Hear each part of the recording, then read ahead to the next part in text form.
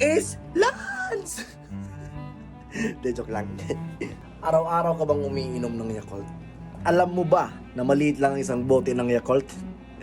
At alam mo ba na meron itong milyon-milyong probiotics na makakatulong sa ating digestive systems? Ang probiotics ay may mga good bacteria na tumutulong para mapanatiling balanse ang bakterya sa ating bituka.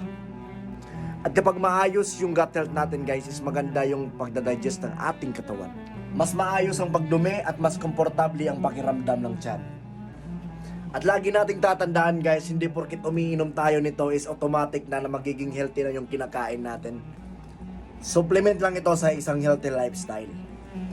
Mas mahalaga pa rin yung pagkain ng gulay, prutas, sapat na protina at maraming tubig.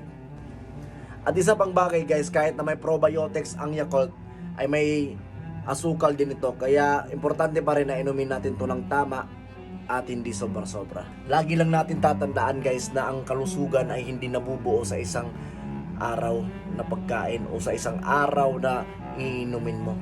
Nabubuo ito sa araw-araw na desisyon, sa mga araw-araw na tamang desisyon na ginagawa mo sa pang-araw-araw. Yan guys.